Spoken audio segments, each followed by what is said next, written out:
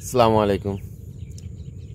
মাহে রমজানের শুভেচ্ছা জানিয়ে সবাইকে আন্তরিক ধন্যবাদ জানাই। যারা আমার চ্যানেলটি দেখছেন, জাহিদ ভাই কৃষি চ্যানেলের পক্ষ থেকে সবাইকে জানাই আন্তরিক ধন্যবাদ ও ভালোবাসা। তো আমি আছি লতি ক্ষেতের পাশে। দেখুন লতি ক্ষেতটা বর্তমান কেমন ফলন হয়েছে আমি তার উপর ভিত্তি করে দেখাবো। তো আপনারা দেখতে থাকুন জাহিদ ভাই কৃষি চ্যানেল। তো আপনাদের একটা জিনিসে ভালো করে খেয়াল করে দেখাবো। দেখেন একটা গাছে কতটা লতি বাইর হয়েছে। শুধু একটা গাছ যে বুঝে তা না, দেখেন অনেক গাছে এরকম লতি বাইর হয়েছে। আপনারা চাইলেও এরকম লতি বানাতে পারেন। অবশ্যই জাত ভালো লাগবে, এটা আমি গ্যারান্টি দিয়ে বলতে পারি যে শুধু যশোরের জাতেরই এমন ফলন পাওয়া সম্ভব, এবং শুধু লাগায় রাখলেই যে এমন ফলন পাওয়া যাবে তা না। কিন্তু এরকম ফলন পেতে গেলে অবশ্যই কিছু দিক নির্দেশনা আছে, গাইডলাইন মেনে চাষ করতে হবে।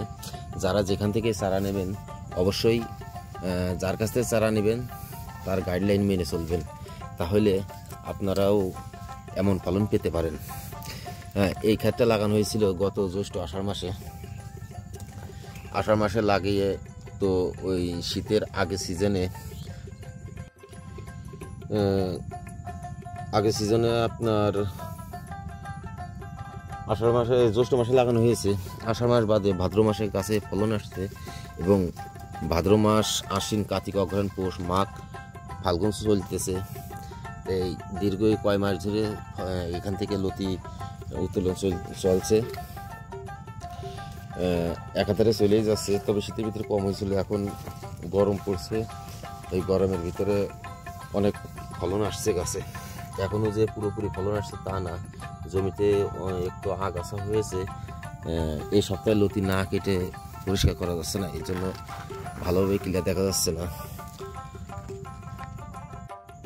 একটা বিষয় খেয়াল রাখবেন যে মা যেমন তার সন্তানও তেমন, গাছ যেমন তার ফল তেমন। দেখেন গাছটা কেমন হয়েছে, মোটা, অনেক মোটা, কিন্তু এটা অনেক মোটা, ওটা একটু মোটা।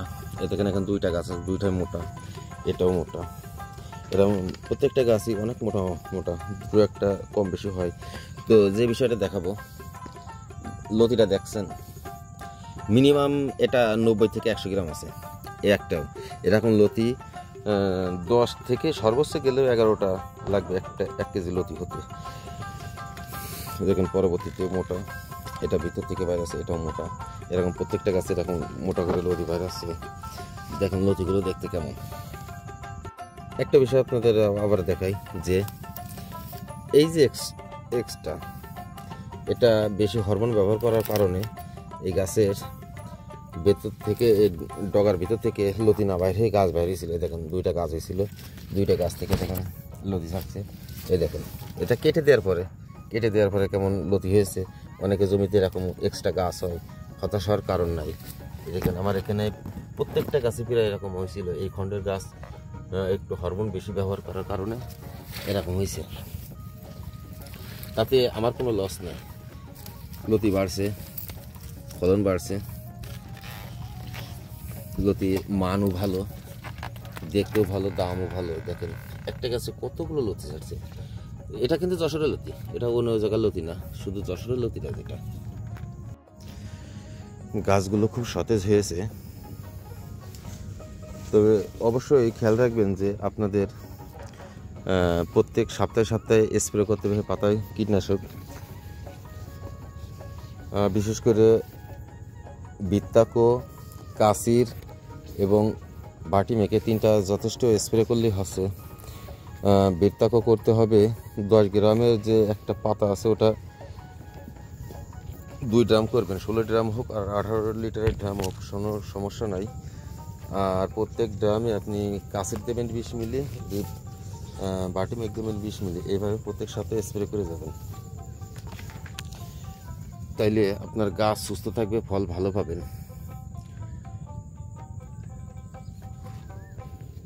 আর যেটা ফলন বৃদ্ধি আমি এর আগের একটা ভিডিও দেখাইছি।